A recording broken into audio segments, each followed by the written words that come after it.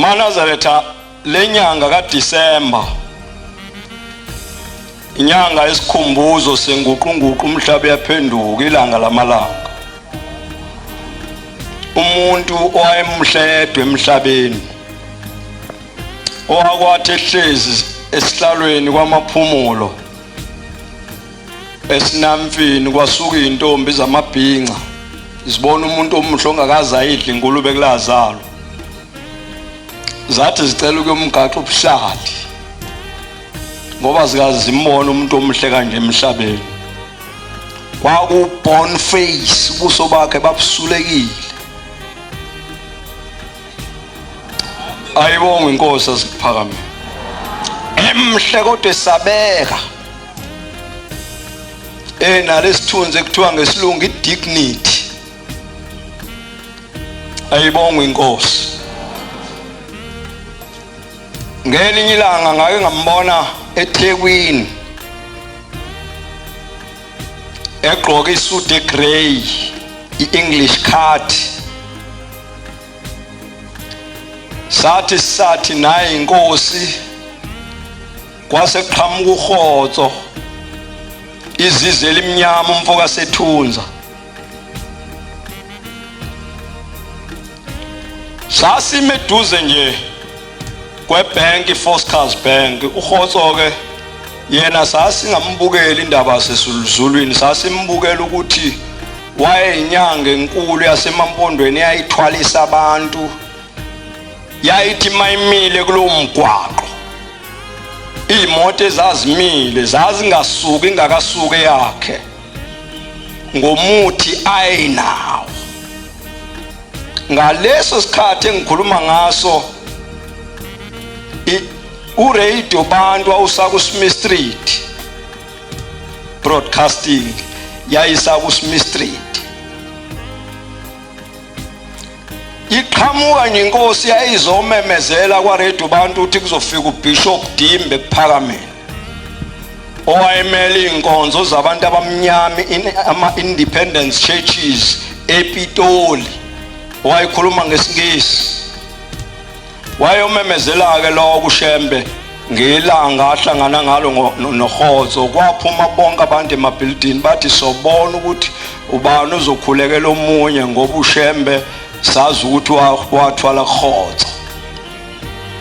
Kodwa kwaba inkinga mayiqhamuka le ndoda yaseZulwini uBhazayelo waseZulwini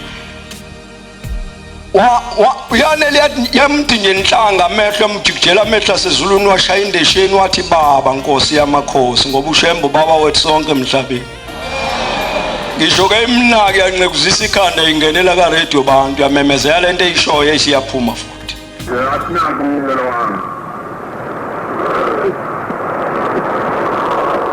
Ngakho impano wenjalo lapho safunda khona kodwa wanyaka khona wayeselaphi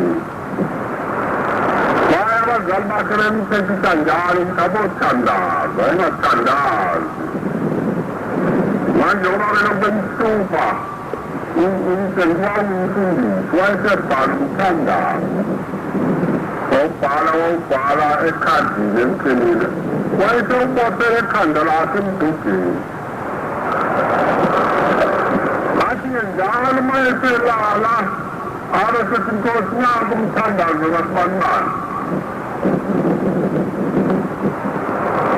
Uma evuka ekuseni njalo abesethi Nkosi nanku umthandazo wami ufunda wena.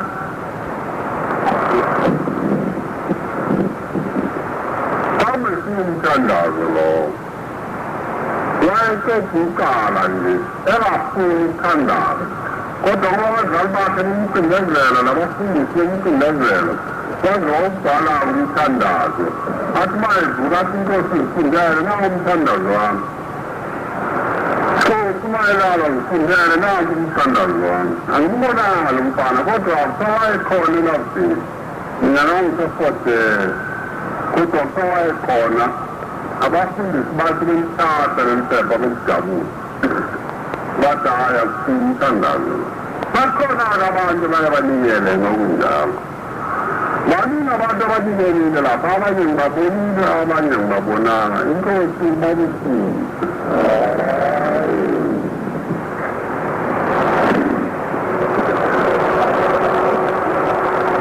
Kukhona umkhuba esengise ngawubona kabili uma ngilapha endlini yesonto.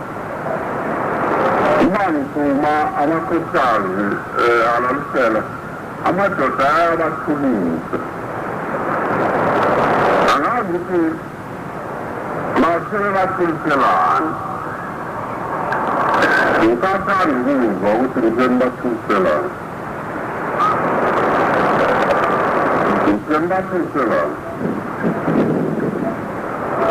Yine ngamadoda kakhulu abashumayeli. Khulumani.